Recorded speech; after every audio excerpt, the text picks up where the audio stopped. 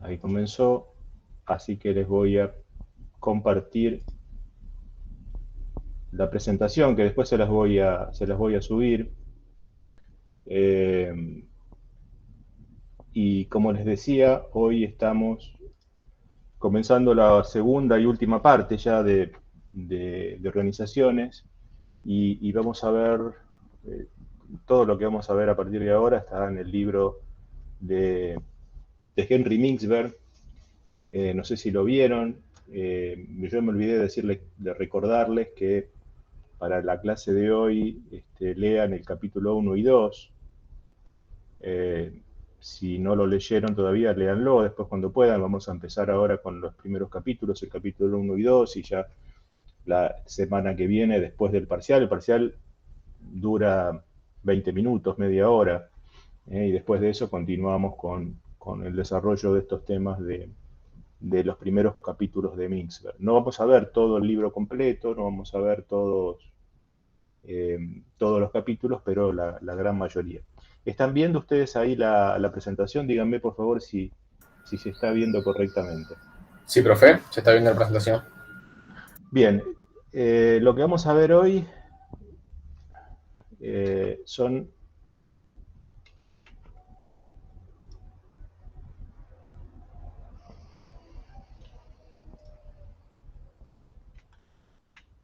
estos temas que corresponden al capítulo 1 y 2, que son mecanismos de coordinación.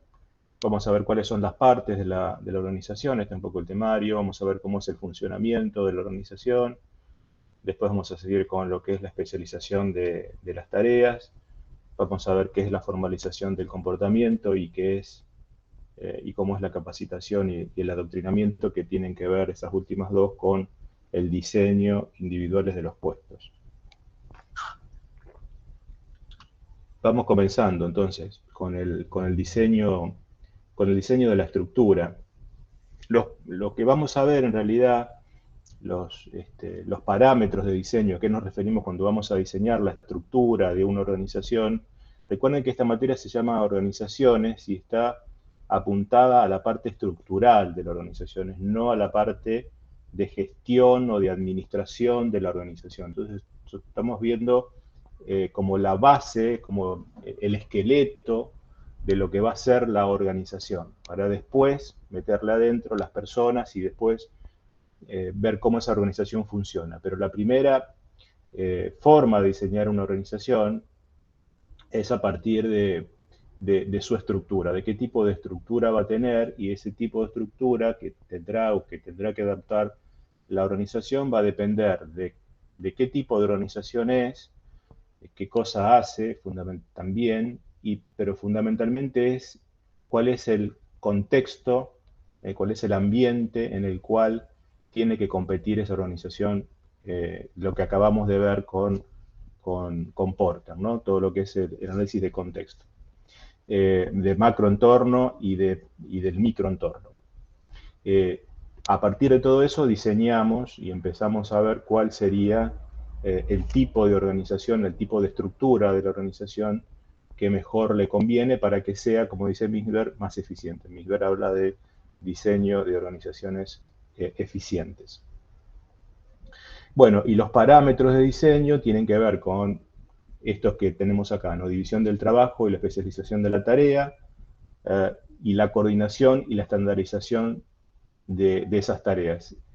Esto que es lo primero que vamos a ver, el tema de la coordinación. ¿Recuerdan cuando veíamos procesos y yo les mostraba un ejemplo del proceso de elaboración del pan? Un proceso complejo que lo podíamos dividir en tareas, en actividades más simples. Esto es lo que conocíamos como un proceso, y a su vez cada una de esas tareas tienen su propia actividad y de cómo se debe hacer. Entonces esa es la división del trabajo. Todo este trabajo, esta actividad, todo este proceso de elaboración del pan, lo podemos dividir en tareas más simples, más sencillas.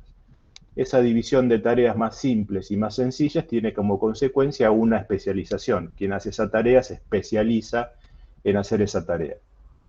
Por supuesto, un trabajador puede estar especializado en varias tareas. A veces no es que haga una única tarea, sino que puede especializarse en muchas tareas, que era el caso del sistema de producción Toyota. ¿no? Cuando veíamos la comparación entre el sistema de producción fordista y el sistema de producción toyotista, en el sistema de producción fordista, un empleado era especialista en una tarea en particular, mientras que en el sistema de producción toyotista se ampliaba esa tarea y no tenían una única especialización, sino que tenían habilidades para poder trabajar en distintos puestos de trabajo. Ahora, tenemos todo el proceso de producción, división del trabajo, cada uno hace una pequeña parte de todo el proceso y tenemos que coordinarlo. La idea ahora, el problema que surge después de esa división de tareas, es un problema, sí, es una situación que hay que resolver y que hay que ponerlo en el diseño de la estructura de la organización, es qué tipo de forma, cuáles son esos mecanismos que podemos utilizar para coordinar toda esa tarea, para que cada una de esas tareas se hagan en el momento que se tienen que hacer, del modo que se tienen que hacer, para que le sirva a quien tiene que recibir el resultado de esa actividad, de esa tarea, y para que todo funcione como un sistema integrado. No es la idea que cada uno haga una cosa por separado y después no sirva nada con nada. La idea es que eso sea de una manera coordinada para hacerla justamente más eficiente. Eso es lo que vamos a ver en la clase de hoy. Y después nos van a quedar las otras cuestiones, ¿no? Que tienen que ver con la formalización del comportamiento, que ya vamos a ver qué es. Vamos a ver cómo se departamentaliza, eh, cómo se hace el agrupamiento de cada uno de esos puestos de trabajo en unidades, ¿no? El departamento de producción, el departamento de ventas, etcétera, etcétera. Ya vamos a ver de qué se trata eso. Otro parámetro de diseño son los sistemas de planeamiento y control, que nosotros no lo vamos a ver aquí, porque hay una materia ya específica con respecto a eso. Misber lo nombra y da alguna idea de cuáles son los sistemas de planeamiento y control, pero no lo vamos a ver. También hay otros sistemas de enlace o dispositivos de enlace que tienen que ver con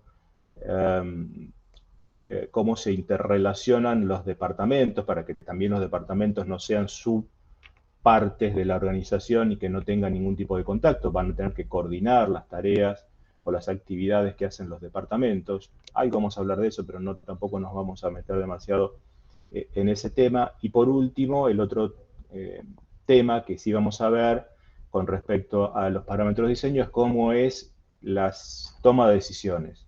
Si esas tomas de decisiones están centralizadas en pocas personas dentro de la organización o hay una descentralización y cuándo conviene centralizar o descentralizar la toma de decisiones, y eso dependerá, bueno, de algunas condiciones que ya vamos a ver. El asunto es que el objetivo del diseño de la organización es que un grupo de personas que la componen puedan desarrollar sus tareas de una manera más eficiente y más eficaz que si lo hicieran individualmente. ¿Reconocen la diferencia entre eficiencia y eficacia? Eficacia no es lograr un objetivo lo más rápido posible, mientras que eficiente es hacerlo con la menor cantidad Sí, se cortó, pero por ahí va la cosa. Sí, eficaz es alcanzar un... de desperdicios. Sí, sí, creo que se cortó por ahí en el medio, no sé quién habla, pero quien haya hablado, está por ahí la idea. La idea de eficacia o de eficaz es alcanzar un objetivo, sin importar o sin tener en cuenta qué cantidad de recursos o esfuerzos o gastos se hicieron para alcanzarlo. No importa. Yo puedo matar un mosquito con una palma de una mano o puedo, no sé, tirar una bomba atómica y mato también al mosquito. Bueno, tendrá otras consecuencias peores, pero el resultado lo alcancé eficazmente. Ahora, cuando hablo de eficiencia, hay una relación entre la cantidad de recursos que se ponen para alcanzar ese objetivo y la cantidad de resultados obtenidos. La idea es obtener una actividad más eficiente cuando se obtiene mayor cantidad de recursos con la menor, perdón, se obtiene la mayor cantidad de resultados o de productos con la menor cantidad de recursos. Recursos, hablamos de energía, de materiales, de cantidad de horas de mano de obra, etcétera, etcétera. Todo lo que se necesite para hacer un proceso, cuanto menor cantidad de recursos se necesiten y mayor producción se obtenga, va a ser más eficiente. Uno habla, por ejemplo, de un auto que es más eficiente cuando consume menos combustible por kilómetro recorrido. ¿Ok? Y lo mismo pasa en cualquier proceso que uno quiera plantearlo. Pero acá hablamos de las dos cosas que van de la mano, eficiente y eficaz. O sea que la idea de armar esto y de estructurar y de buscar la mejor estructura organizacional es que las tareas y las actividades y el alcance de ese objetivo se haga de una manera más eficiente y más eficaz que si cada uno de esas personas que integran una organización intentaran hacerlo de manera aislada, separadamente unos con otros. De eso se trata este tema, y estos son temas que ustedes van a ver de acá en toda la carrera. Siempre van a tratar de ser más eficientes y más eficaces, más eficaz en decidir un procedimiento que sea más eficaz para alcanzar los objetivos y a su vez hacerlo más eficiente. Esa idea de buscar la mayor eficiencia posible no se termina nunca. Uno siempre puede buscar o encontrar alguna forma, alguna manera de hacer más eficiente un sistema organizacional, un sistema productivo. De eso se trata un poco la carrera de la ingeniería industrial. Bueno, creo que lo saben a eso, ¿verdad? De qué se trata un poco la profesión. Lo habrán visto en introducción. Bien, ¿algún comentario hasta acá? Si ustedes quieren hacerme, por favor, algún comentario, alguna pregunta o alguna intervención, abran el micrófono y pregunten lo que quieran. De paso, no me siento solo acá hablando a la pantalla de la computadora. Y veo que del otro lado hay alguien que me está escuchando. Así es el proceso de la comunicación, lo sabían, siempre el proceso de la comunicación. Hay alguien que habla, pero del otro lado, el que recibe, el receptor, siempre se espera un feedback. No, profe, por ahora todo bien, se entiende todo. Todo bien. Se entiende todo, profe. Acá estamos, se entiende, profe. Después va a subir ¿cómo se llama este? Sí. El PowerPoint al campus. Sí, sí. Perfecto. Sí. Después Gracias. se lo subo. Les subo la grabación y les voy a subir el PowerPoint. Bien, seguimos entonces. Vamos con este primer diseño, este primer parámetro de diseño de la estructura organizacional, que tiene que ver con la coordinación y la estandarización. Bueno, habíamos visto esto, ¿no? Que la división de la tarea y la especialización conlleva la necesidad de coordinar y de supervisar las tareas, ¿no? Cómo vamos a controlar y cómo vamos a coordinar. Tenemos toda una organización que hay que hacer una X cantidad de actividades y de tareas, como en el caso del pan que veíamos recién, que había que pesar los componentes que se van a utilizar, había que mezclarlos, había que amasarlos, había que esperar que eleven, había que cortarlos en piezas, etcétera, etcétera. Bueno, tenemos todas esas tareas. Ahora, la situación que queremos resolver es cómo coordinamos todas esas tareas para que la actividad que se realiza en esa fábrica de pan, en esa panificadora, se haga de manera más eficaz y más eficiente. El libro da otro ejemplo, que si ustedes lo leen, es de una persona que comienza que empieza así el libro, con la señora Raku, que hace cerámica en el sótano, y bueno, empieza a agregar un montón de tareas y se encuentra con esta situación de cómo tiene que coordinarlas. Bien, pero para ir directamente al grano, los mecanismos coordinadores de tarea que describe Mintzberg son 3: ajuste mutuo, supervisión directa y estandarización, y a su vez las estandarizaciones son de 3 tipos: estandarización del proceso de trabajo, estandarización del producto o de producciones, y la estandarización de destrezas o conocimientos. Y vamos a ver qué son cada una de estos mecanismos coordinadores, de qué se trata cada uno de estos. El primero, que se denomina ajuste mutuo, que es el más simple, el más sencillo. Bueno, ustedes lo que ven acá en este dibujito, que también lo tienen en el libro, es una pequeña parte de un organigrama, ¿no? Hay un gerente, un jefe. Acá aparece un analista que ya vamos a ver qué es. y aparecen dos personas, dos operarios que tienen una parte. Uno hace una tarea y este hace otra tarea. Y hay que coordinarlas, las tareas que hace el operario 1 con el operario 2. La idea del ajuste mutuo es que, como dice acá, logra la coordinación del trabajo por el simple proceso de la comunicación informal entre quienes realizan la tarea. Es decir, que estos dos operarios se comunican entre ellos de manera informal. Ya vamos a ver por qué esto es de manera informal y cuándo es la comunicación es formal, pero en este caso, cuando estos dos operarios se comunican entre ellos y se ponen de acuerdo quién va a hacer una tarea y quién va a hacer la otra y en qué momento, es lo que se conoce como ajuste mutuo, ¿no? Y es utilizado en organizaciones que son simples o que las actividades, las tareas que se realizan allí son muy simples, muy sencillas de realizar. No hay complejidades aquí en este caso. O también se utilizan cuando la organización recién comienza. Cuando la organización por ahí recién comienza, recién está en sus primeras etapas de planificación y de empezar a entender cuáles son las actividades que hay que hacer, muy probablemente en esa primera etapa donde todavía no hay muchas definiciones, un mecanismo coordinador es simplemente darle la posibilidad a los operarios, esto es así, es darle o dejarle la posibilidad a quienes tienen que realizar la tarea que coordinen entre ellos a través de una comunicación informal y que se pongan de acuerdo. Esa es una posibilidad, pero también, como dice acá el tercero, también en tareas complejas realizadas por profesionales. Y estos dos que están acá son dos profesionales, por ejemplo, dos médicos cirujanos o un cirujano y un anestesista en una sala de operaciones. La coordinación que hay entre ellos, cada uno sabe lo que tiene que hacer, el cirujano sabe lo que tiene que hacer y a su vez el anestesista también sabe lo que tiene que hacer, entonces la comunicación y la coordinación de esa actividad de operación que se tiene que hacer con el paciente, la coordinación de las tareas que tienen que hacer entre ellos se hace por esta simple comunicación informal entre anestesista y cirujano. Bueno,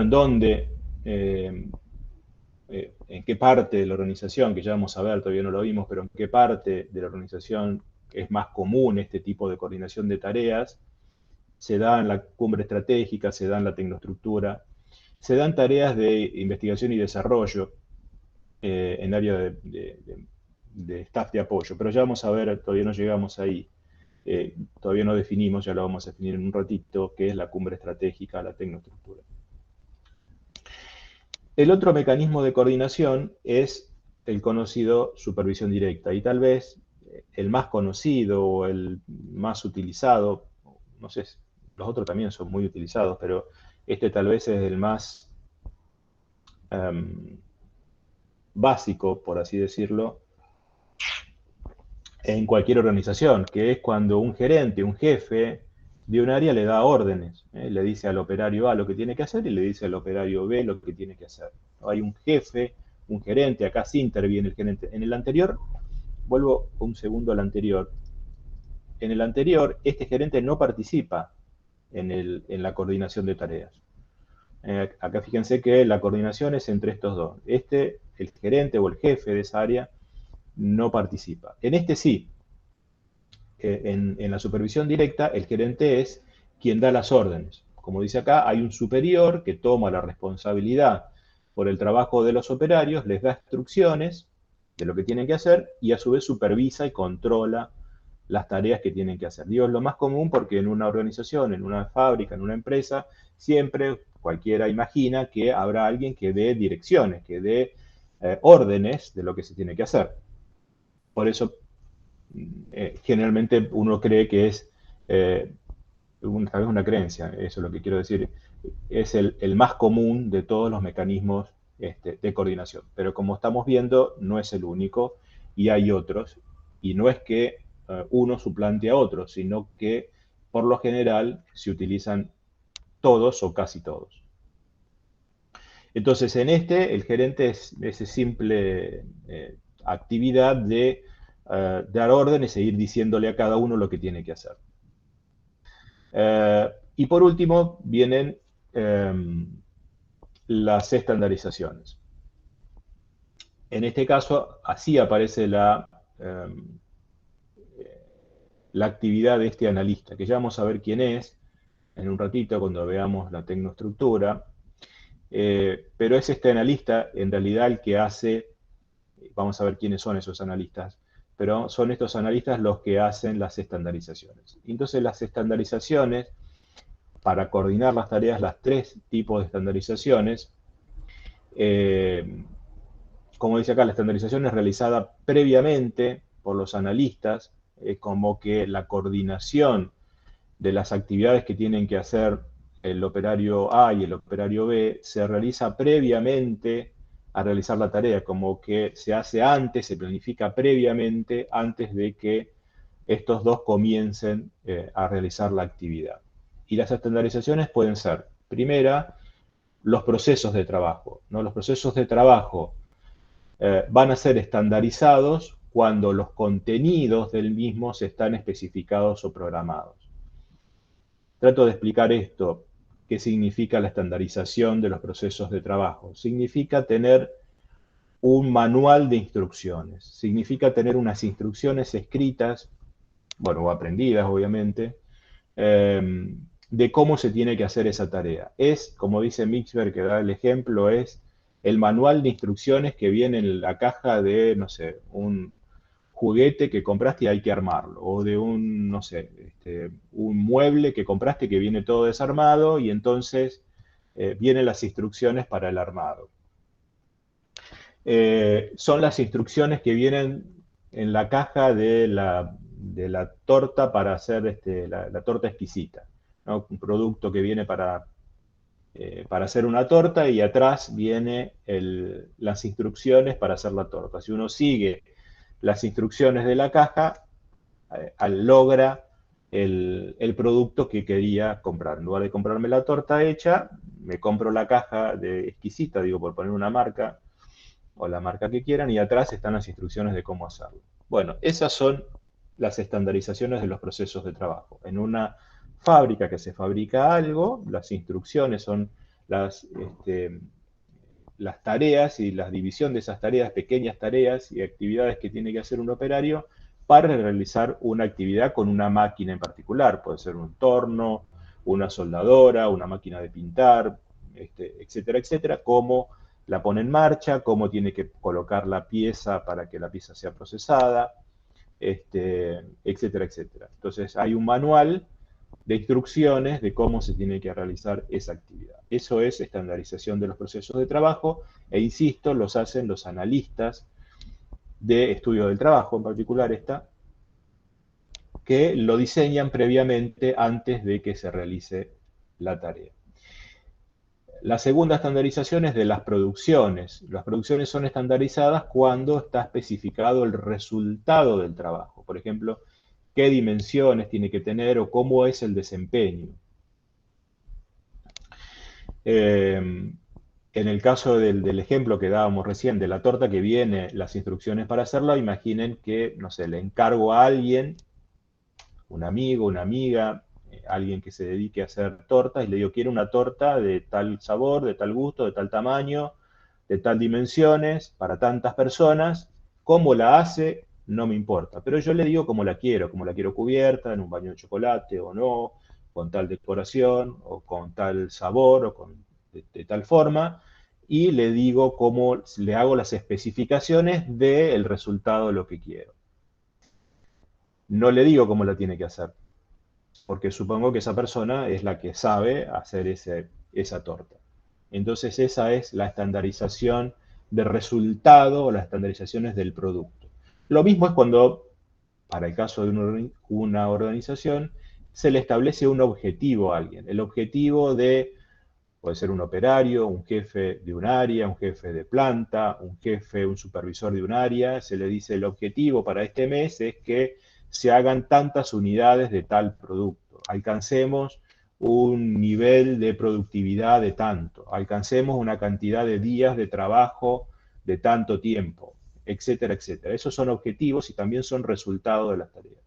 ¿Cómo tiene que hacerlo eso? Se las arregla esa persona. Esa persona que tiene ese objetivo, que se le ha establecido, es quien tiene que resolver y decidir y ver cómo resuelve las cuestiones de cómo alcanza ese objetivo establecido.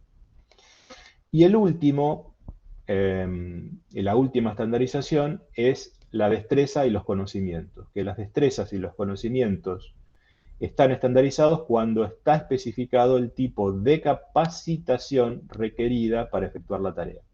Por ejemplo, cuando se necesita un especialista, un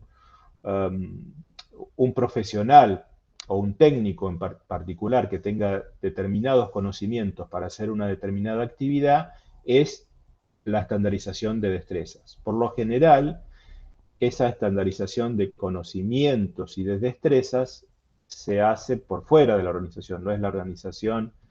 Acá aparece el analista también, ¿no? Que sería un analista de personal.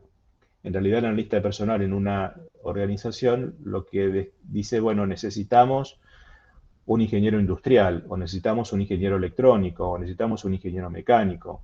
En un hospital dirán, necesitamos un médico especialista cirujano, necesitamos un oftalmólogo, necesitamos un cardiólogo, necesitamos un neumonólogo, necesitamos un traumatólogo, ¿no? Entonces, en todo caso, si hay un analista de personales, es el analista de personales quien establece los conocimientos y las destrezas que tiene que tener esa persona para realizar ese tipo de tareas.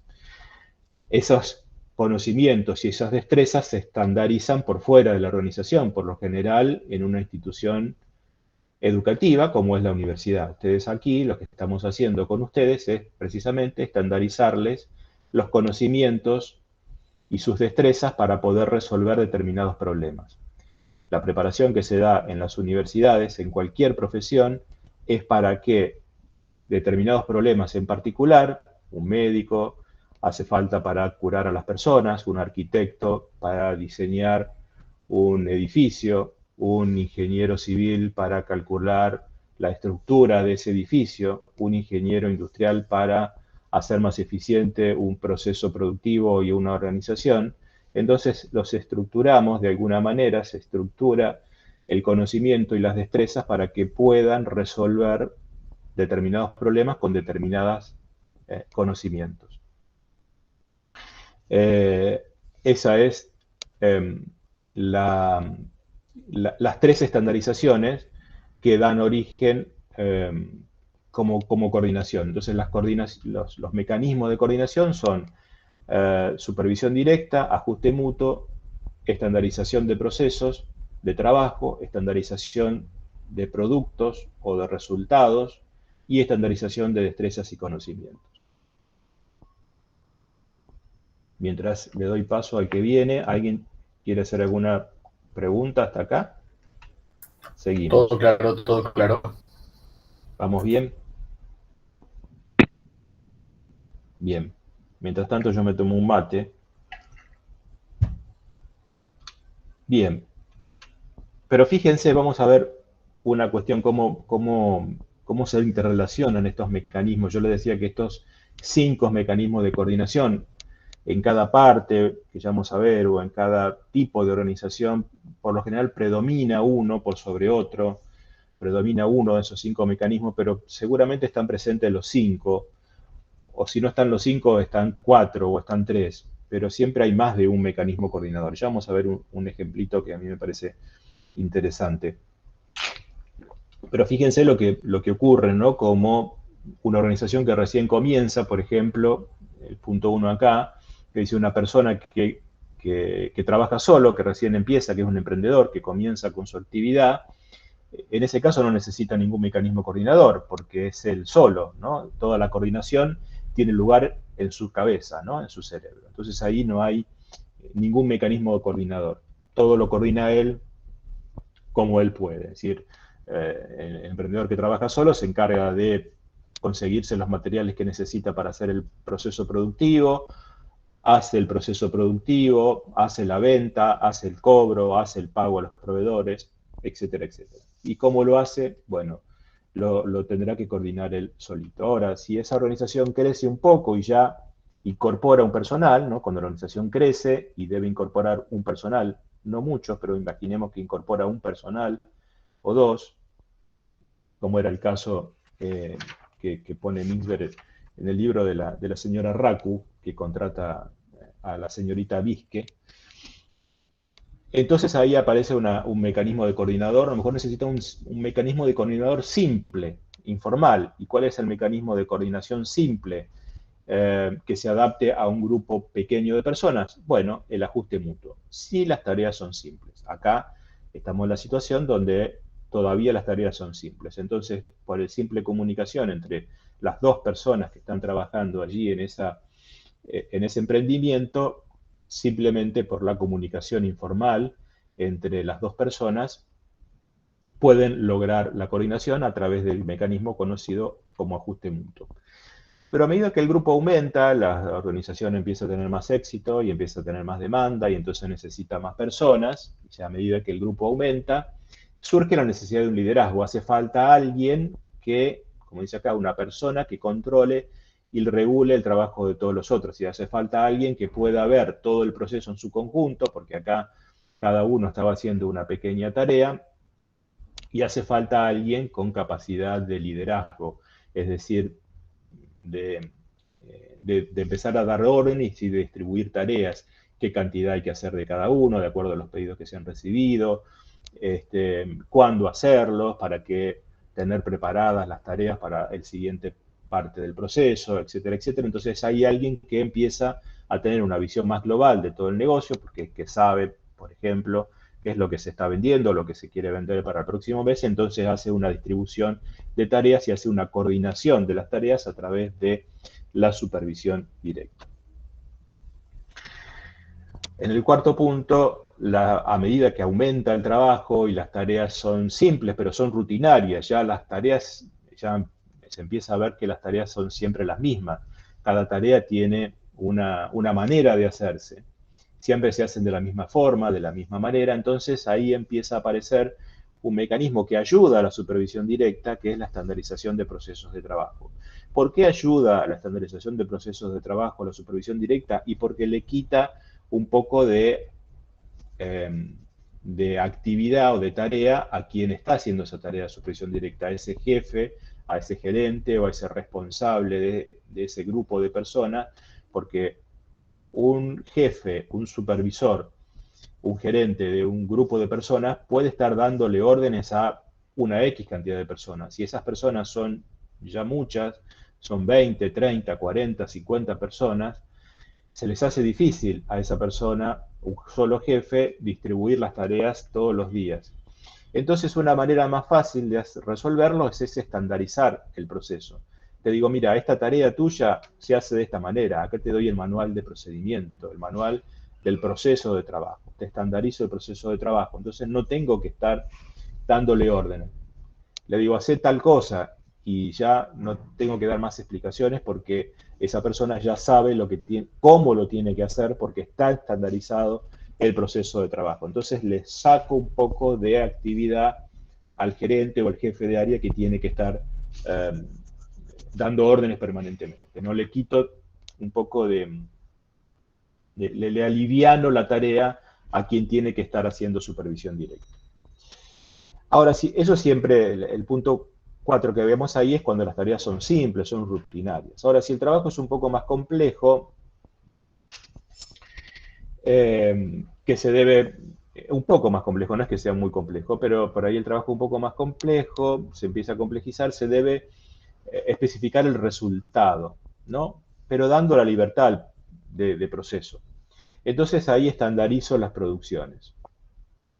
No estandarizo, también estandarizo las producciones, pero estandarizo los procesos, digo, pero estandarizo el resultado. Cuando estandarizo el resultado, hay una estandarización de producciones, también hay una estandarización, un nivel de calidad que yo quiero que se alcance. Le digo, esto tiene que tener calidad, me refiero no a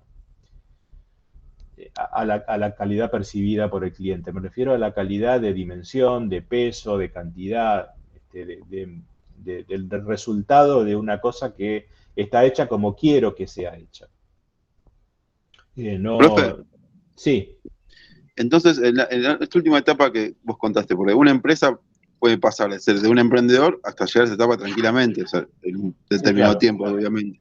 Sí, sí, sí. En la estandarización de producciones, vos querés centrás en el objetivo del producto final. Por ejemplo, la pieza de mecanizado de esta manera, con tantas cosas. Ujú, correcto, sí, Y sí. dejar de lado un poco el proceso, la, Y dejo el tanto proceso. la supervisión del proceso, sino te concentras, bueno, quiero 20 piezas, va el supervisor, bueno, tenés 20 piezas, están como tienen que ser, listo, chau, y seguís.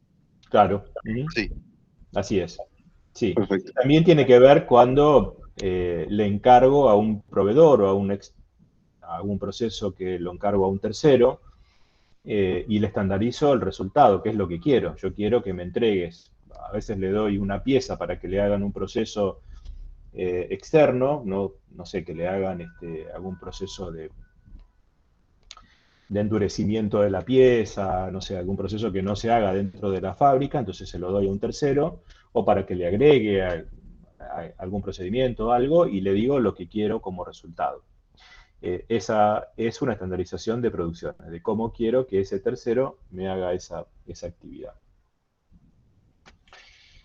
Y por último, sí, ya cuando los trabajos son muy complejos, cuando están realizados por un profesional, en el ejemplo que yo daba antes de un médico cirujano y un anestesista en una sala de operaciones, entonces acá no puedo estandarizarle el proceso de trabajo, ni puedo eh, estandarizarle el resultado, porque a veces el paciente o la operación sale bien y a veces no puede salir bien. Estandarizo las destrezas, digo, qué nivel de conocimiento y, y de, y de destrezas y de experiencia tiene que tener ese profesional para realizar esas tareas. Entonces, lo que se establece es la estandarización de conocimientos o de destrezas. Y por último, que fíjense que también lo veíamos, y esos profesionales, esos dos médicos, cirujanos y anestesistas, trabajan interdependientemente y deben coordinar sus actividades, lo hacen por ajuste mutuo. Volvemos otra vez nuevamente a que también esas tareas realizadas por profesionales y tareas muy complejas también se coordinen por ajuste mutuo. Digamos que se coordinan de las dos maneras, por la estandarización de destrezas, porque son dos profesionales que tienen conocimientos y están preparados para realizar esa actividad y a su vez también utilizan mecanismo coordinador como ajuste mutuo. Lo que no aparece allí en esa tarea de esa tarea profesional compleja es la tarea de supervisión directa, es decir, no hay un superior, un jefe que le esté diciendo a los dos médicos qué tienen que hacer en esa sala de operaciones. Ellos trabajan interdependientemente solos, ¿no?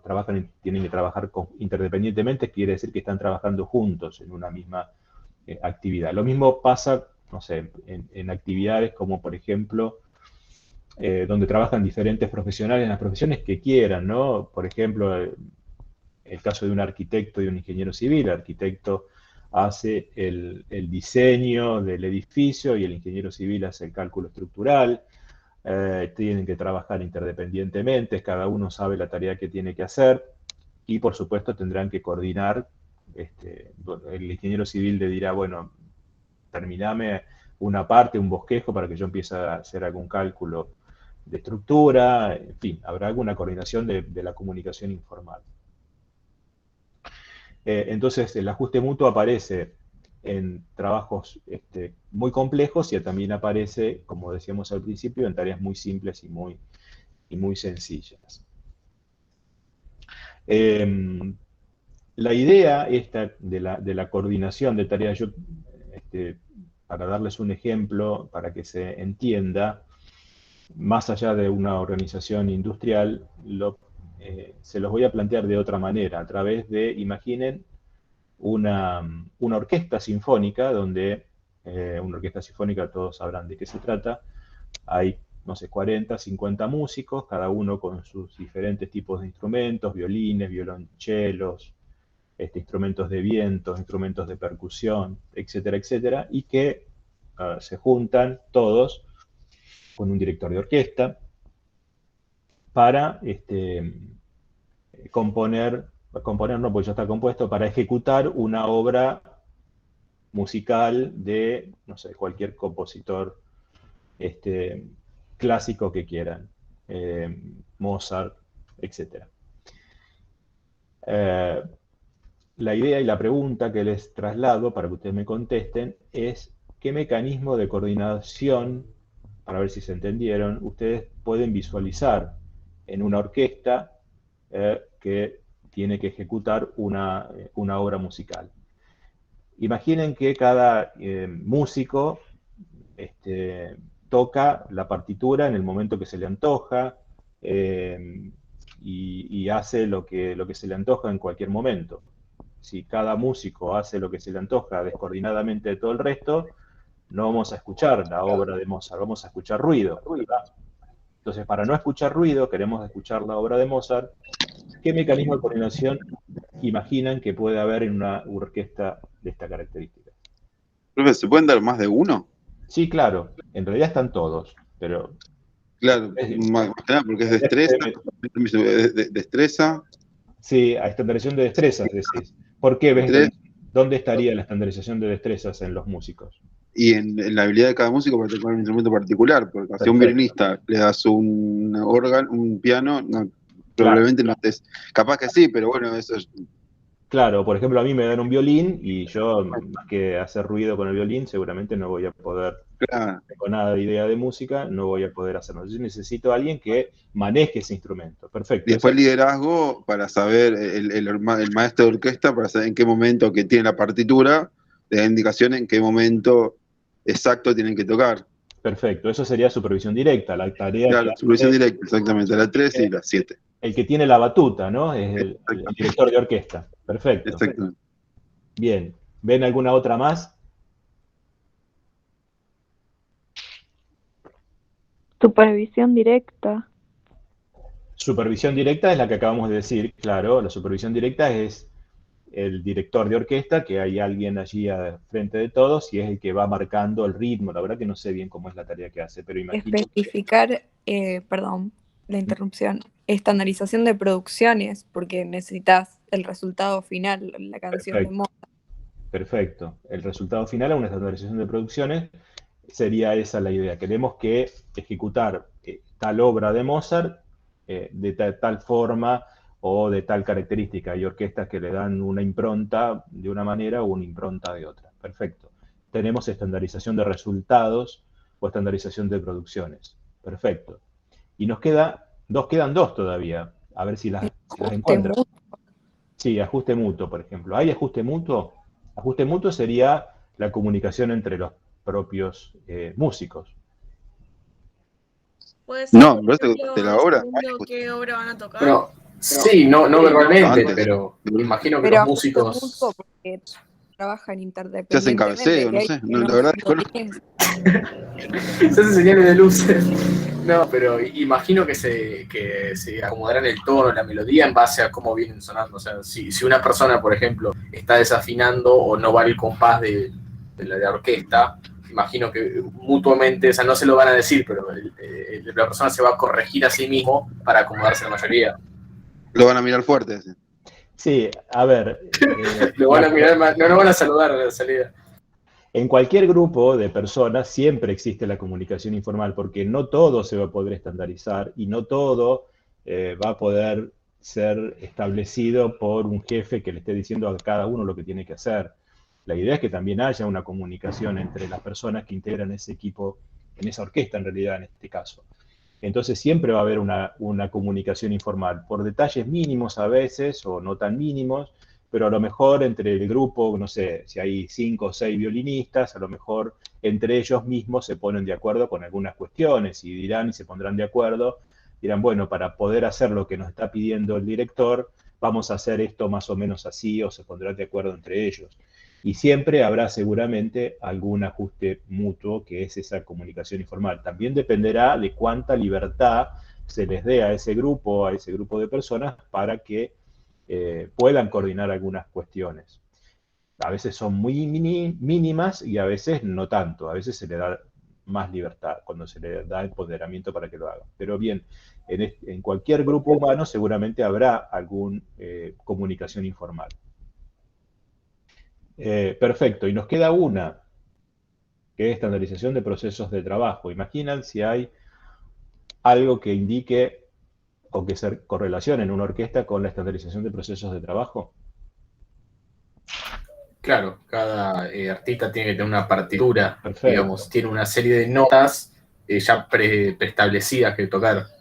Perfecto, ¿no? Todos tienen una partitura, la partitura para el violín, la partitura para el contrabajo, la partitura para el piano, si hay un piano, la partitura para la percusión o para los instrumentos de viento, y cada uno tiene una partitura. Y esa partitura es como un manual de procedimientos, sacando las diferencias, obviamente, que lo estoy haciendo, si me escucha alguien que sabe de música me mata, pero de alguna manera tiene que ver con eso, ¿no? Que se escribió antes. Esa es la idea de las estandarizaciones, ¿no? La estandarización de procesos de trabajo es, esa coordinación se logra, como dice Misber, sobre el tablero previamente. Alguien lo pensó, lo diseñó y lo estableció para que se haga de esa manera, pensando de que esa manera es la mejor, la más eficaz y la más eficiente. Obviamente, cuando se planifica o cuando se hace ese manual de procedimiento, de esa estandarización de proceso de trabajo, se trata de hacerlo de tal manera que sea la más eficaz y la más eficiente posible. Y por supuesto, siempre eso está sujeto a verificación en una fábrica, en un proceso de producción, de tratar de ser más eficiente, ¿no? Siempre uno alcanza un determinado nivel de eficiencia y trata siempre de mejorarlo y de buscar mejores maneras de hacer las cosas. Por eso siempre las cosas se pueden ir mejorando. Bien, espero, no sé si quedó alguna duda, digo, pero ¿se entendió los 5 mecanismos coordinador? Sí, profe, una última cosa le quería Sí, preguntar. sí, cómo no. Entonces, los mecanismos coordinadores, pues, desde que el momento en que dicen, bueno, vamos a hacer esta ópera, la novena sinfonía de Beethoven, Sí, todos estos son los músicos, entonces ahí, a partir de ella empieza la coordinación de tareas. Entonces ahí es justo mutuo entre los violinistas, y cada tarea se da en su momento, no a tiempo de hacer la obra. claro, ajuste mutuo y supervisión directa se dan en el momento. Claro. En el momento de hacer la obra. Y las otras se hacen antes, digamos, porque la estandarización de destrezas yo tengo que elegir a los músicos antes, previamente. La estandarización de producciones, digamos, qué obra se va a ejecutar, también lo hago antes. Y la estandarización de procesos la escribió, no sé, Beethoven hace no sé cuántos años, en este caso. En el caso de una fábrica, se hará algún momento antes, ¿ok? Perfecto. ¿Alguna otra pregunta, alguna otra duda? Seguimos un ratito más y después hacemos un breve descanso, si quieren, para continuar. Pero vamos a ver ahora, y algo ya lo dijimos recién, las 5 partes de la organización MISBER. Bueno, hay una cuestión acá también que aparece, ¿no? Fíjense que eran 5 mecanismos coordinadores, aparecen 5 partes que no son 5 departamentos, ¿no? Esto no tiene nada que ver con el agrupamiento en unidades y la departamentalización que ya vamos a ver. Estas son las 5 partes que Misber describe, que en algunas organizaciones aparecen las 5, en algunas aparecen 2 o 3 o 4. Aparecen, digo, 5 mecanismos coordinadores, Misber establece o describe 5 partes. También describe 5 estructuras de la organización, describe 5 descentralizaciones o centralizaciones de la toma de decisiones, etc. Como que, no sé, le quedó así o lo fue armando de esa manera, no sé si de casualidad o cómo, pero como, y él lo dice en algún momento, como que la organización, como que todo tiene 5 y parece que le gustó el número 5 y todo fue armándose en ese sentido. Pero las 5 partes que distingue Misber son estas que ustedes ven aquí. Y ahora vamos a describirla cada una de ellas. La cumbre estratégica, arriba de la organización, vamos a ver quiénes son, la línea media, el núcleo operativo, y a los dos costados aparece la tecnoestructura, que ya hablamos o algo dijimos recién, que están los analistas, y son, es decir, ahora vamos a ver cuando veamos la tecnoestructura, pero son los analistas que hacen las estandarizaciones, que recién veíamos, y por otro lado aparece también el staff de apoyo. Una aclaración que hago siempre, que esto no lo dice Mixer, pero para que les quede y para que lo tengan en cuenta cuando lean cualquier bibliografía al respecto, cuando se refieren a los administradores en cualquier organización, los administradores son estos que están acá, ¿no? Todos los gerentes de línea media, ahora vamos a definirlos, o los que están en el área de tecnoestructura, o los que están en la parte de staff de apoyo. Esos son administradores. ¿Y cómo es esto, ¿no? ¿Quiénes son estos cada una de estas partes de la organización? Otra aclaración más.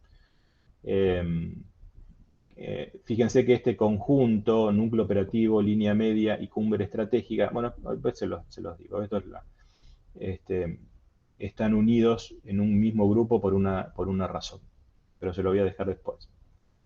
Veamos el núcleo operativo. ¿Quiénes son en el núcleo operativo? El núcleo operativo son aquellos, es el corazón de la organización en realidad, son aquellos que realizan las actividades de recepción de los materiales, bueno, acá creo que lo dice, sí, son los agentes que se encargan de recibir los materiales, se hacen el acopio, la compra, son los operarios de las máquinas, son aquellos que arman cada una de las partes y de las piezas, los vendedores y los distribuidores. También hay tareas de apoyo, de mantenimiento de la maquinaria, etcétera, etcétera. Básicamente son esas las actividades que se realizan dentro de lo que se conoce como el núcleo operativo, ¿no? Es el corazón. Sin esto, sin este grupo de actividades y de personas que definimos como núcleo operativo, la organización no funciona. Todos los demás planifican, dan órdenes, dicen lo que hay que hacer, pero estos son los que efectivamente ejecutan y llevan adelante las actividades y aseguran que lleguen los insumos necesarios y que esos insumos estén en el momento necesario para hacer las actividades. Después se dedican a hacer la transformación, si es una empresa que no hace, bueno, por ahí servicios también, digo, ¿no? Pero hacen la transformación de esas materias primas, de esos materiales en el producto final, hacen esa distribución y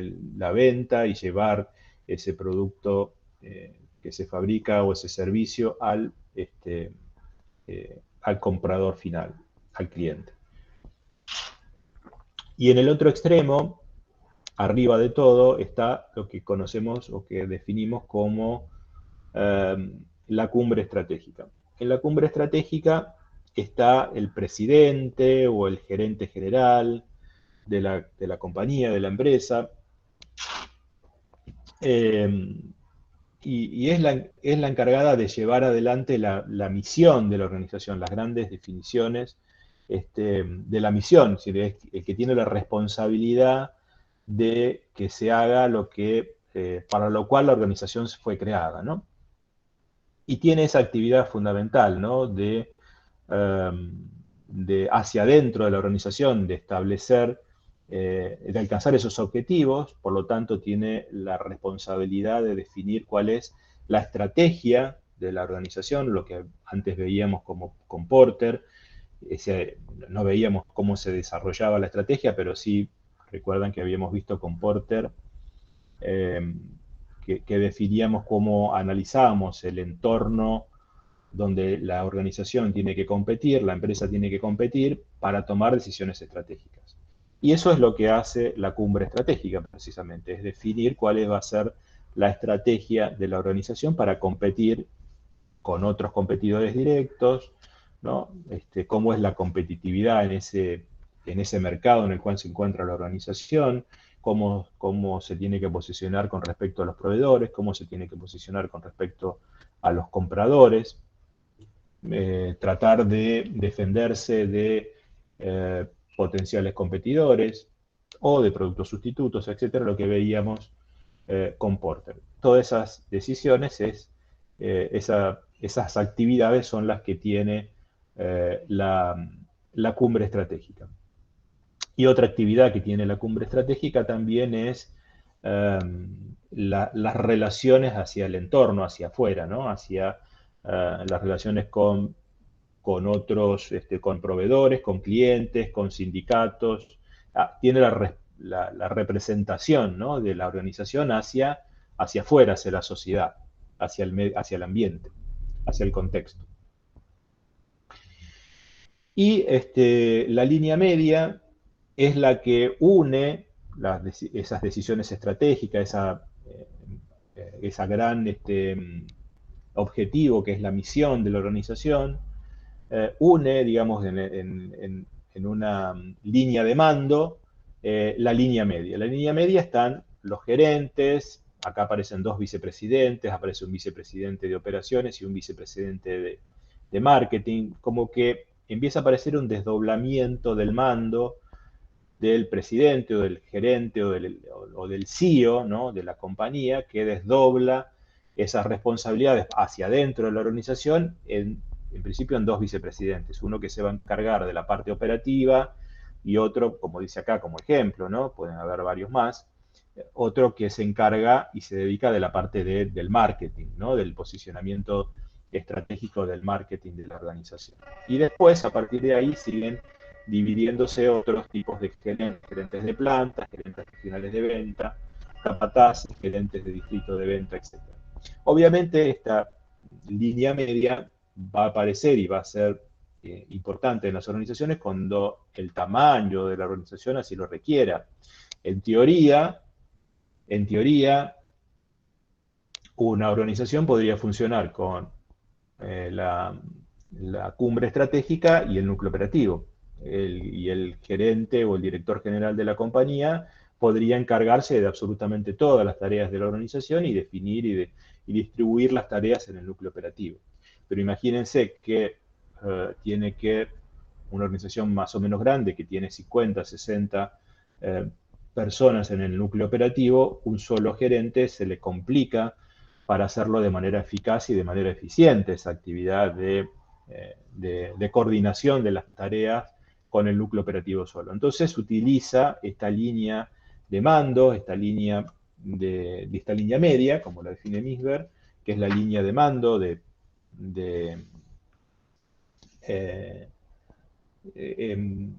jerárquica dentro de la organización, que le ayudan de alguna manera a llevar adelante esa misión estratégica de la organización. Entonces, las actividades que tienen estos gerentes de línea media es, por un lado, controlar las actividades que hacen su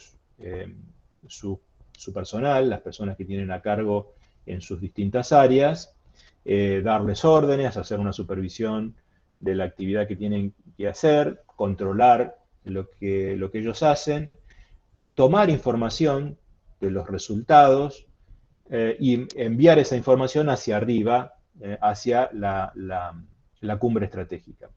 O sea que hay un ida y vuelta de la información que bajan órdenes de arriba hacia abajo, y hay información de abajo hacia arriba que capturan cada uno de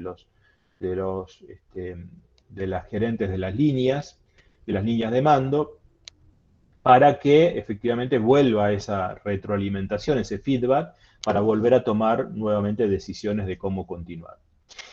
Y esto es lo que le quería decir al principio, por qué está separado este conjunto de cumbre estratégica, línea media y núcleo operativo, están separados de los otros dos, ¿no? Que estos todos forman un solo conjunto, porque todos estos tres, cumbre estratégica, línea media y núcleo operativo, es la línea decisoria de la organización, es la línea de la estructura jerárquica de la organización. Son los que toman decisiones y toman decisiones o hay alguien que las termina ejecutando. Obviamente estos al final, obviamente tomarán algunas decisiones, pero ya no tienen más a quién darle órdenes. El núcleo operativo tienen posibilidad de tomar decisiones, dependerá de cuánto grado de libertad se les deje para tomar decisiones, pero ya no tienen a quién darle órdenes. Estos toman decisiones y le dan órdenes a otros. Y esto es la línea jerárquica, ¿no?, de la organización. Por eso están en un solo conjunto. La diferencia es que los que están a los costados, tanto la tecnoestructura como el staff de apoyo, van a tener responsabilidades de apoyo, en realidad de asesoramiento, para ayudar a la línea media o quienes toman decisiones para que puedan tomar decisiones. No toman decisiones de manera directa, no tienen la responsabilidad directa de la decisión final. Simplemente aconsejan, ¿no? La tarea que tiene tanto la tecnoestructura como el staff de apoyo, y ahora vamos a ver un poquito más qué son cada uno de ellos, no están lo que se conoce como la línea de mando, la línea de la estructura jerárquica de la organización. Bien, ¿y quiénes son en particular la tecnoestructura que llamamos la tecnoestructura? No siempre está presente la tecnoestructura en la organización, pero la tecnoestructura está compuesta por analistas, ¿no? Analistas de control, ¿no? Por ejemplo, hay analistas de estudios del trabajo, que son los que estandarizan los procesos de producción, básicamente ingenieros industriales, los que hacen, que ya van a ver alguna materia, investigación operativa, y van a ver, creo que tiene una materia que se llama casualmente estudio del trabajo, de cómo establecer la forma de realizar las tareas operativas de la manera más eficaz posible, más eficiente posible. Y cómo se tiene que establecer un manual de procedimiento. Eso es la estandarización de procesos de trabajo. Ese es el tipo. Sí. Pero, por ahí se me ocurre que estas dos burbujas, como que parecen no estar incluidas dentro de la organización de la empresa. ¿Puede ser que necesiten gente tercerizada o que no sea directamente una relación directa con la empresa, que por eso se pongan por fuera? No. Están por fuera simplemente por esta razón de que no pertenecen a la línea de mando, pero son personal de la empresa. Puede que la empresa, si la empresa es chica, puede que algunas tareas, ya vamos a ver, las contrate a terceros y no las tenga propiamente dentro de la empresa. Puede ocurrir eso también. Pero imaginemos que la empresa tiene esos empleados. Tiene empleados, en este caso estamos viendo la tecnoestructura, y tiene empleados que se dedican a hacer el estudio del trabajo. Sí, una empresa grande, un sello Paladini, GM, todo ese tipo de empresas. Exactamente. Todas aquellas empresas que necesitan estandarizar los procesos de trabajo, por lo general son todas aquellas organizaciones que fabrican productos estándar, productos en masa, la producción en escala, ¿no? La producción en serie de producción, en masa, de productos iguales, necesita estandarización de los procesos de trabajo. Y también necesita estandarización de las producciones. ¿Y quiénes son los que hacen la estandarización de las producciones? Bueno, los analistas de planeamiento y control, ¿no? Los que establecen control de la calidad, los que hacen los analistas de programación de la producción, es decir, la semana que viene qué es lo que se tiene que hacer, y el mes que viene qué es lo que se tiene que hacer, cómo se va a planificar todo el proceso de lo que se va a hacer en las próximas semanas, meses, o semanas o meses, ¿no? Generalmente no es a largo plazo, la planificación de producción es para los próximos 6 meses, o a más tardar, o a más largo plazo, podría llegar a ser al año, en términos globales, y después se va ajustando a medida que nos vamos acercando al momento que tengo que hacer esa producción. Bien, entonces tenemos analistas de estudio del trabajo, analistas de planeamiento y control de la producción, y también tenemos analistas de personal, que son lo que es de alguna manera establecen los conocimientos y las destrezas de los puestos que tienen que ocupar las personas. Bueno, necesito, no sé, un ingeniero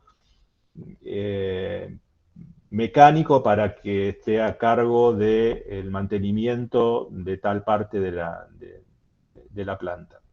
Entonces es esa persona que dice, bueno, ¿qué necesito? Un ingeniero mecánico. No dice, necesito un ingeniero químico. A lo mejor también necesito un ingeniero químico para establecer cuál es el proceso productivo, porque necesito un ingeniero químico porque estoy elaborando alimentos, etcétera. Depende de la actividad que se necesite realizar, habrá alguien, un analista, un reclutador de las personas, que es el analista de personal, y establece cuál es la destreza. No hace a lo mejor la capacitación, por ahí también se hace dentro de la tecnoestructura alguna capacitación para ponerlo en funciones a ese nuevo personal. También se hacen capacitaciones para el núcleo operativo. Digo, acá vale para cualquier puesto, tanto del núcleo operativo como de la línea media. Se establece cuáles son los niveles de conocimiento y de destreza que tiene que cumplir esa persona para ocupar ese puesto de trabajo. Esa también es una tarea que se realiza en lo que conocemos o definimos como tecnoestructura. Y por último, a la derecha, aparece el staff de apoyo. Y el staff de apoyo son todas aquellas tareas que no son propias de la organización, pero que la necesita para ayudarle a las tareas importantes. Entonces aparece, fíjense, un consejo legal. Legal tiene que ver con un staff de abogado o un abogado que ayude a la organización a cuestiones que tengan que ver con la legislación, particularmente con legislación laboral o con la legislación del tipo de industria o de organización. A veces hay problemas con los clientes, hay problemas con los proveedores, de cuestiones legales, de cómo se firma un contrato con un socio, con un proveedor, etcétera, etcétera. Bueno, toda esa ayuda de consejo legal, una gran organización contrata un abogado para que lo asista en las decisiones que tienen que ver con las cuestiones legales. Insisto, para lo que dice Mismer, por lo menos en la teoría, no tiene la responsabilidad final de tomar la decisión, sino que ese abogado le ayuda a tomar decisiones a alguien dentro de la compañía. Puede ser al presidente o puede ser a un gerente o a quien fuere. También aparecen lo que es las relaciones públicas, ¿no? Cuando vienen visitantes, proveedores que vienen a visitar la empresa, o clientes que vienen a visitar la empresa, o público en general.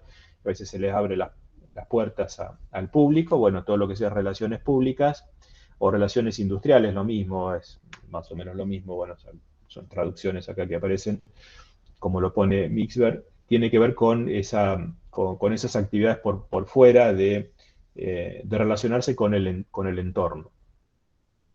También aparecen acá, esto sí es más común y muy importante, cuando la organización hace investigación y desarrollo, hace investigaciones de mercado y desarrollo de nuevos productos, o hace investigaciones para innovar en un nuevo producto, o en procesos de producción, etcétera. En esa área también está en staff de apoyo. Perdón. Así que todo lo que tenga que ver con I+D, ¿no? Investigación y desarrollo, también está en un área de staff de apoyo. Insisto, hacen una investigación de mercado porque están detectando que el mercado tiene tales necesidades insatisfechas. Entonces, a partir de ahí, esa información es la que le llega a alguien para que tome la decisión de fabricar un nuevo producto o de modificar el producto que se está fabricando. Toda la que es la evaluación del costeo, quién hace el costeo del proceso de producción, digamos, cómo se toman en cuenta los costos, digamos, o a decisiones que tengan que ver con inversiones, si se invierte o se reinvierte en nueva maquinaria, en otra planta, en una ampliación, en lo que fuera. Bueno, la decisión de pagos, ¿no? La nómina de pagos, hay que pagarle a los empleados. Bueno, habrá alguien allí que se dedica a hacer esa actividad. Bueno, esta feta de correo, imagínate, esto tiene varios años, ya casi que el correo no hay, pero alguien que haga la recepción de los correos. Y puede haber cafetería donde los empleados puedan comer o almorzar, o merendar o desayunar, o también un área de enfermería, también si se necesita para atender alguna emergencia dentro del proceso de producción. También está dentro del staff de apoyo. Obviamente, hablamos de que hay una enfermería si no es un hospital, ¿no? Si fuese un hospital no sería staff de apoyo, sería parte de la propia organización, estaría en el núcleo operativo, por ejemplo. Pero en una organización que, no sé, fabrica autos, si tiene una enfermería con un médico para atender alguna emergencia de algún accidente laboral, es staff de apoyo. Y por último, también para que cuando ustedes lean alguna bibliografía, cuando se refiere la bibliografía a no gerentes, fíjense que tecnoestructura, staff de apoyo y núcleo operativo son personas que no están dentro de la línea de mando, no deciden, no tienen la responsabilidad de tomar decisiones, entonces se los llaman no gerentes. Los gerentes son núcleo operativo, cumbre estratégica y línea media. Esos son los gerentes. Los otros tres son denominados no gerentes. Bien, ¿cómo estamos de tiempo? 19:20. ¿Quieren que hagamos no, vamos a terminar este primer capítulo primero. Me quedan explicar este funcionamiento de la organización, lo vamos a ver rápido, las 5 formas. También hablando de 5, esta también es otra que tiene Mingsberg, que es comparar los posibles funcionamientos o la complejidad del funcionamiento de una organización, y también son 5. Vemos esto y hacemos un pequeño descanso y después continuamos con la segunda parte, que es el capítulo 2 de Mingsberg. Hasta ahora vamos bien. ¿Alguna duda, alguna pregunta con respecto a las 5 partes? No, profe, por ahora, salvo esa pregunta que te hice antes, está todo bien. Bien, después vamos a ver cómo en las estructuras, vamos a ver 5 estructuras también de las organizaciones, vamos a ver cómo se van agrandando o achicando cada una de estas 5 partes dependiendo del tipo de estructura y dependiendo el tipo de organización que querramos estructurar. Bien, veamos el funcionamiento de la organización en 5 formas, dice Mingsberg, de verla.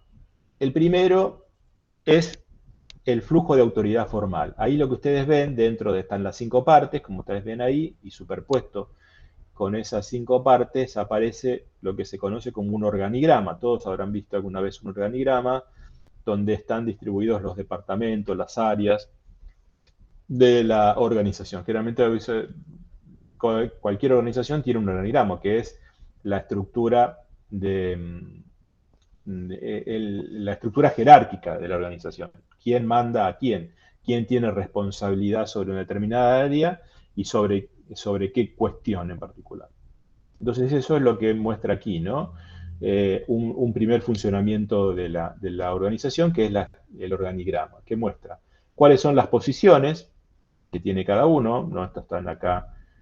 Bueno, este es el comité ejecutivo, podría ser que tiene todos estos miembros que están acá arriba, con un CEO, con un gerente general, y después la línea media con los gerentes de línea media y el núcleo operativo con todos los operarios, y a su vez tecnoestructura por un lado y staff de apoyo por otro.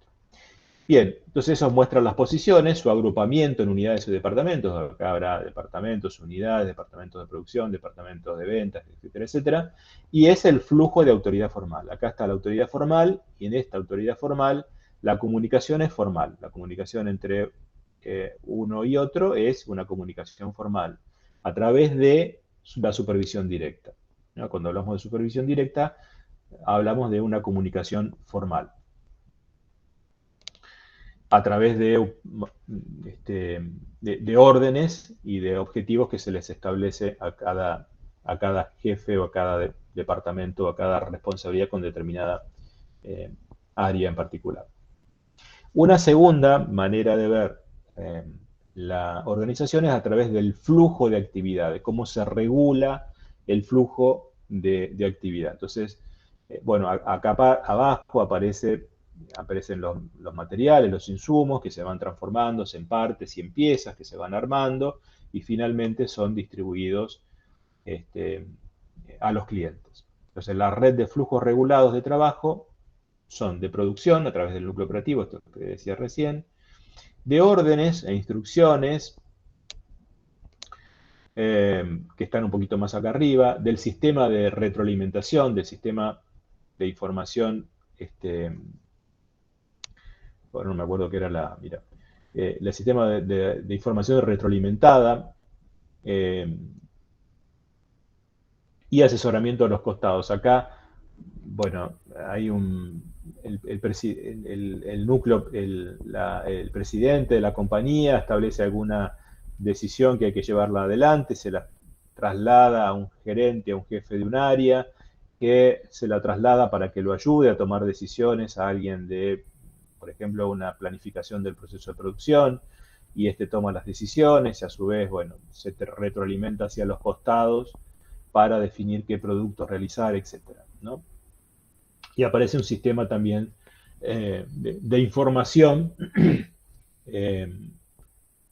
administrativa, sistema de información administrativa, para llevar adelante las actividades que decía antes dentro de la línea de mando. Y acá hay una estandarización, énfasis en la estandarización.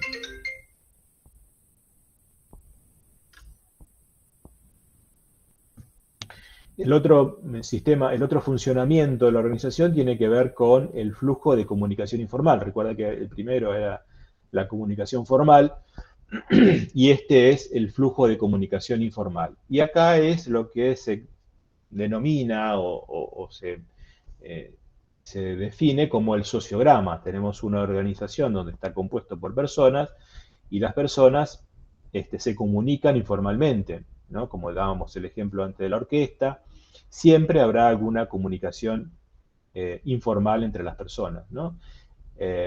Entonces, en este sociograma, que es el sistema de comunicación informal, aparece el ajuste mutuo, aparecen los centros de poder no formales, alguien que confía en otra persona para hacerle alguna consulta, alguna pregunta, no sé, o charlan de determinadas cuestiones de la organización o de otras cosas. Pero imaginen que también hay cuestiones que decidir y de tomar decisiones a través de esa comunicación informal por ajuste mutuo. Y ese ajuste mutuo se da en todas las direcciones y con todos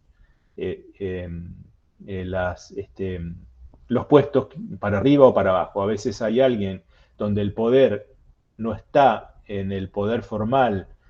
El poder puede estar en el poder formal que se le dio, la autoridad que le pone la organización para un determinado puesto, y también el poder es el poder informal que alguien tiene por su nivel, su pericia y su conocimiento por una determinada cuestión. Entonces se lo consulta por su saber. Y eso es una especie de poder formal. Y a veces, por supuesto que deberían estar alineados, ¿no? El poder formal con el poder informal. Alguien en un determinado puesto de trabajo no solamente tiene que tener el poder formal, que es el que le da a la organización para llevar adelante esa actividad, sino que también tiene que tener la capacidad y los conocimientos para desarrollar esa actividad. Si no, a veces, mira, no pusieron de gerente a alguien que no tiene ni idea de eso que tiene de lo cual decidir. Y a veces eso pasa en las organizaciones. Se lo pone porque es amigo del dueño, o porque es el pariente del dueño, o porque por algún motivo, pero no tiene ni idea. Entonces, como que su posición, su poder formal. A veces o siempre. Sí, te digo, un 80%, o sea, o el que menos sabe y el más... el que sabe, y el que no es jefe, dice el refrán. En el barrio se dice el más botón, pero bueno. Bien, bueno, pero son cosas que pasan, obviamente, pero en una organización que quiere ser eficaz y eficiente no deberían ocurrir. Para eso van a estar ustedes como ingenieros industriales para que esas cosas no ocurran y tratar de que las cosas sean como deben ser. Digo, ese poder formal, estoy yendo un poco el tema, pero ese poder formal y ese poder informal deben estar en consonancia. Alguien debe estar capacitado para el puesto. Además se lo pone a alguien. Sí, a ver. Que el líder, entre comillas, no es el líder que debería ser, es otro. intenta poner un líder de afuera, y el líder de afuera no funciona nunca, siempre está el líder que está ahí. Y claro, ese es un gran problema en las organizaciones, en realidad. está el líder carismático Y el líder negativo. Bueno, Es el natural y el artificial. Bueno, No, puede ser, sí. No sé si sí. a qué te referís con artificial o natural, pero a ver, estoy hablando arriba de ustedes, los escucho. No tengo, no tengo mucho como para justificarlo, pero me refería a que si necesitas un líder para una clase de organización, no puedes nombrar líder a cualquiera y esperar que eso funcione. Necesitas a alguien que sea capaz. Claro. Por eso no podés determinar vos al líder. Vos no podés determinar un líder. Necesitas un líder que sea naturalmente un líder. Sí. Bueno, por ahí va la cosa. No me quiero ir del tema porque, a ver, todo el tema de liderazgo es una cuestión que ustedes ya van a ver más adelante también. Hay distintos liderazgos. Una cosa es el líder personal y está el líder porque tiene carismático, digamos, ¿no? Que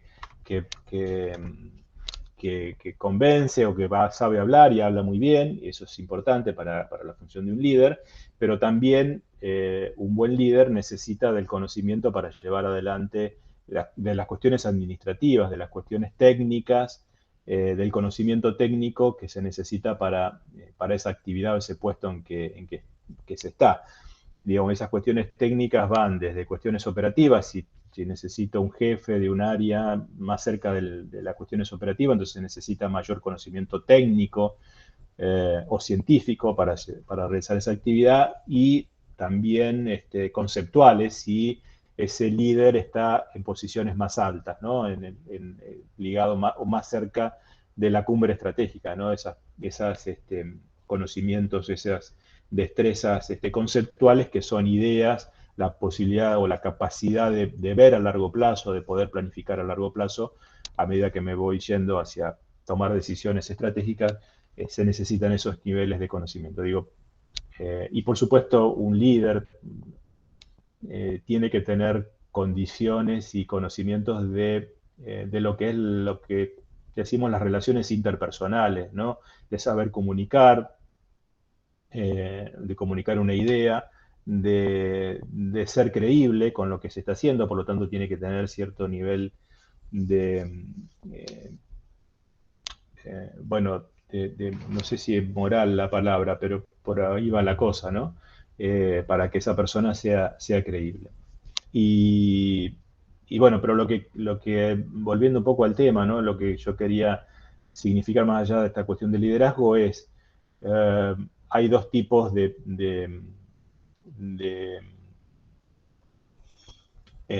líderes, pero de poder, de poder en el puesto, el poder que te da la organización para el puesto y el poder del conocimiento, ¿no? Entonces, a veces alguien tiene un determinado puesto, un determinado nivel de responsabilidad, de poder para tomar decisiones, pero a esa persona no se la consulta porque, bueno, por lo que fuere, porque no se confía en que esa persona tenga los conocimientos. Entonces, acá cuando hablamos del sociograma y esa comunicación informal tiene que ver con eso, que las personas se comunican entre sí en función de ese feeling, ¿no? De llevarse bien. Yo me comunico con aquellas personas que de alguna manera me siento o hay empatía, ¿no? A eso me refiero, ¿no? La comunicación informal tiene que ver con esa comunicación de empatía entre las personas. A veces no me siento bien, no me siento bien tratado por alguna persona, o no me siento que me siento con confianza para hablarle a alguien, entonces no hablo con esa persona, si no tengo confianza, ¿no? Tiene que ver con eso de la cuestión de la empatía. Eso quiere decir este sociograma y esta comunicación informal. Y entonces muestra, por eso dice acá, muestra centro de poder no formal. Los centros de poder no formal están aquellos de esas personas que son líderes naturales, líderes personales, que más allá de la posición logran esa empatía con el resto de las personas que trabajan ahí en esa organización. Bien. Bueno, no sé si alguien quiere hacer algún otro comentario, digo, ustedes me cortan en cualquier momento. Este es el tercero, espero que me faltan dos más.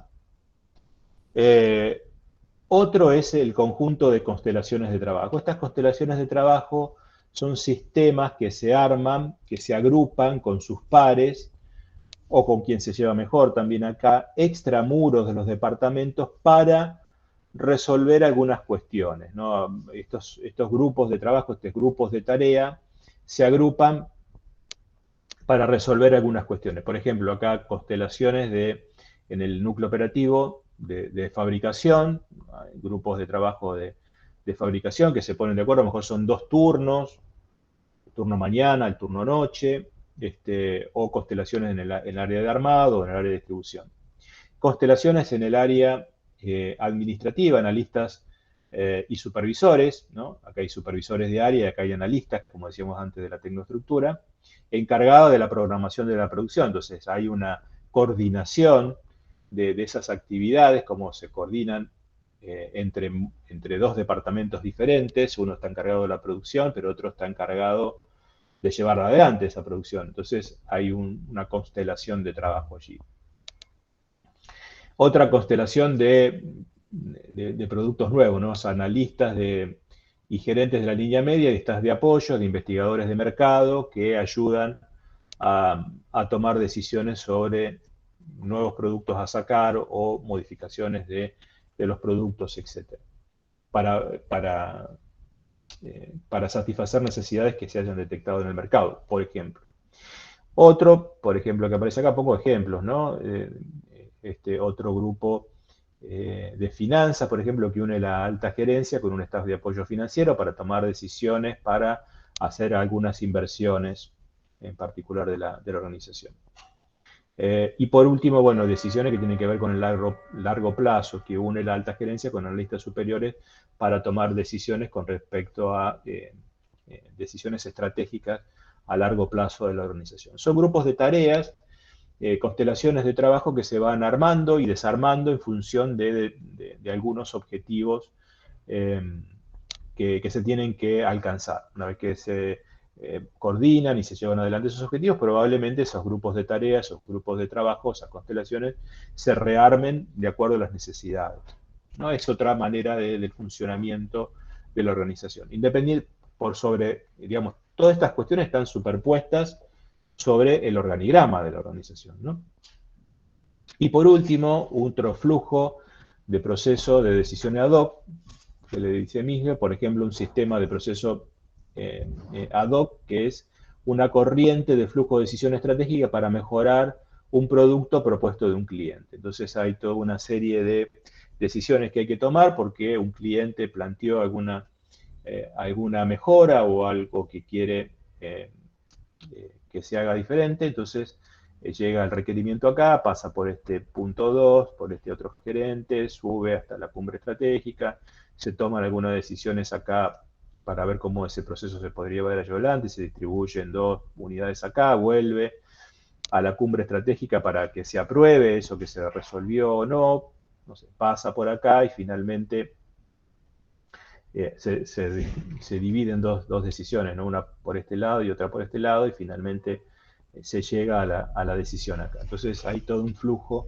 de decisiones ahí en el medio. Este es el sistema de flujo de decisiones ad hoc. Ad hoc quiere decir, no sé si saben lo que significa ad hoc, ¿no? Quiere decir para eso, ¿no? Que se arma para resolver una determinada cuestión en particular. Y finalmente, si mezclamos todos esos flujos de esas 5 tipos de actividades, la superposición combinada muestra la complejidad del funcionamiento de las organizaciones, ¿no? Cada uno de los 5 flujos representa una simplificación de la realidad de la organización.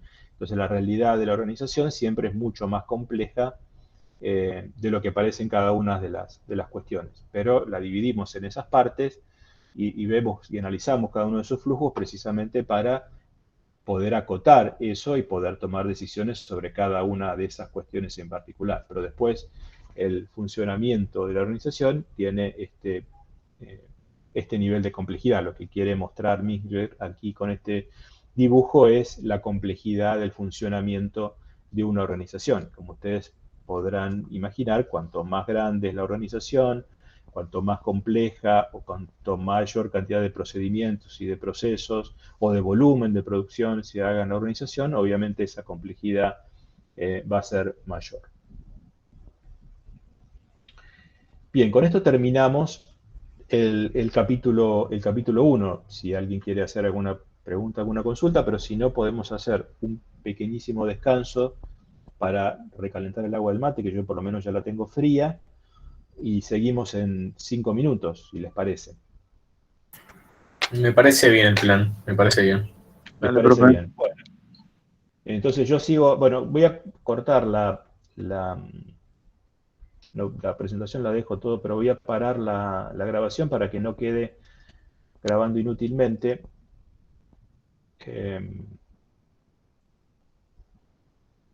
No, tengo que detener la presentación. Bueno, paro la grabación y después seguimos con la segunda parte. Nos vemos en 10 minutos, 5 minutos.